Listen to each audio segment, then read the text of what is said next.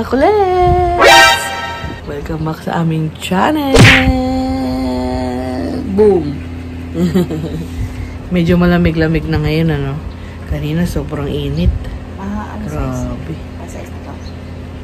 Mag-alas 6 pa lang. Oo. Mas mainit pala sa lugar na may mga dagat, no? Kasi kanina yung 45, tanong mo Palawan, 45 degrees. Tama ba ako mga kulets? Tingnan niyo yung aming lemon. So, tingnan niyo yung aking lemon. Madaming bunga pero sa sobrang init, naglalaglagan yung dahon niya. Tapos may nalaglag na 4 na bunga, yung maliliit. Yan. Pinasok na namin sa loob kasi pag nasa labas siya, direkta siya sa araw. Tapos ginagawang ano ng mga bata. Ginagawang bola. Nung nalipat naman namin sa loob, doon sa likod, sumobra naman yung init. So dito, namin siya nilagay, open, mahangin. So yung araw, hindi direkta kasi naanohan siya ng pader. Yan yung lemon, o diba? Ayun, o. Ayan po, dami. Isa. Meron pa dito, ayun. Tapos, ayan pa. Ayan, o. Ayun, o. Mga bunga niya, ayun, o. Asan na?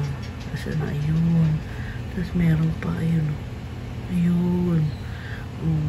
Ayun pa ulit, o. Ayan. Hindi pa sa abusan din, naulan lagi. Oo. Diba? Mas gusto ko doon. Sayang naman yan kasi ayan o, nagkalagas-lagas yung mga dahon niya.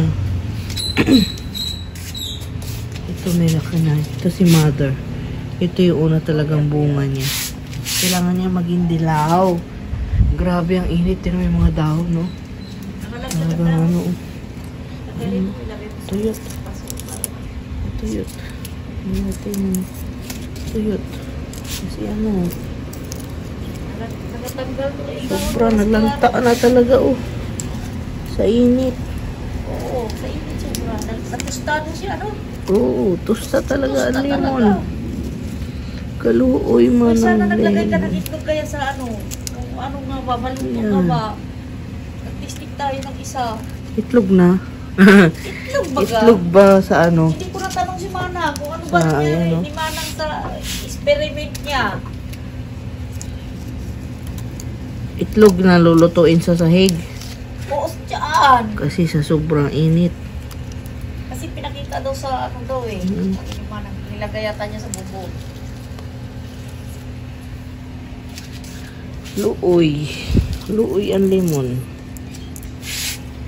Ano natin ginagawa ni Ate Lina. Luluto ng hapunanski. Yan, hindi ko inubos. Yun. Tagagalawa lang kayo. 2 liempo, 2 pakpak. Kayo lang naman 2. Uy. 4 lang naman itong pakpak eh. Yun. So, dito kami sa labas. Sino mo dito?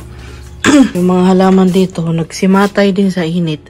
Kahit na meron kaming ganyan, sunshade dito. Pero wala rin. Hindi rin kinaya.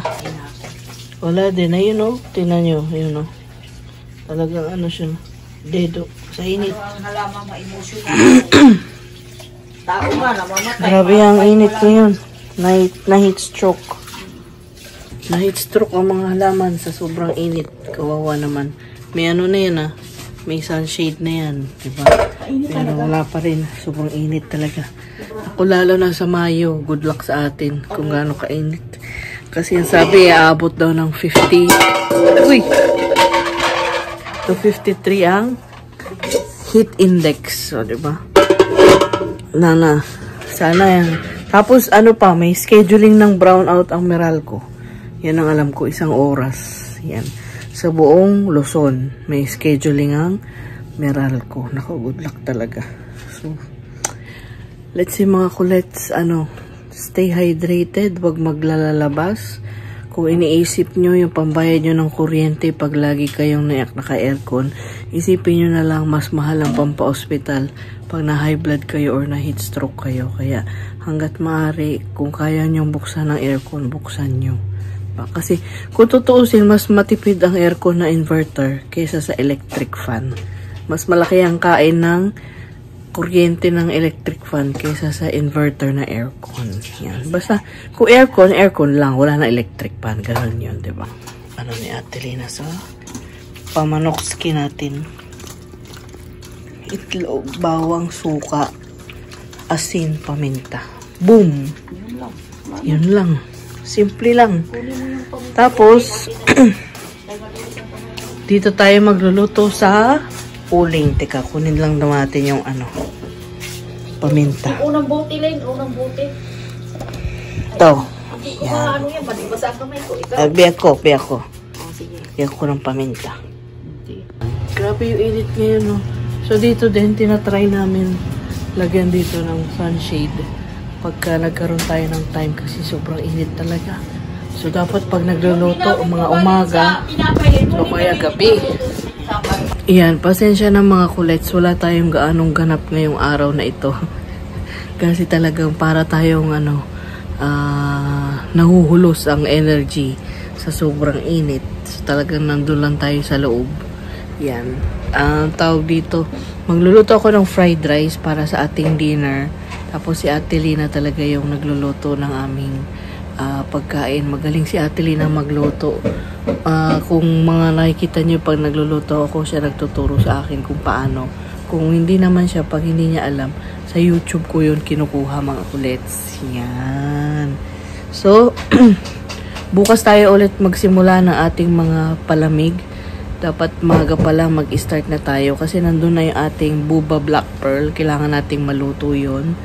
Tapos, tatry natin kung saan tayo makakabili ng crushed ice, mga kulit. So, ngayon, kahit anong mga palamig ang gawin nyo, mabenta yan.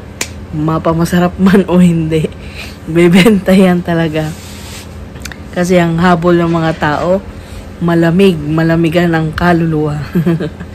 Yan. Pero, hanggat maaari, sarapan nyo na rin. So, gawa na kayo ng ice candy, ice buko, mga shake, lahat na, halo-halo, mais kunyelo, lahat na. Magiging mabenta yan ngayon. So, see you tomorrow na mga kulets. Paalam! The French fries was obstructing your beef and your coffee. Thank you, Phil. Yeah, thank you, Phil. Thank you so much for getting our coffee. Phil, of course, ating kaibigan nasa fancy kasama ng ating mga matalik na kaibigan.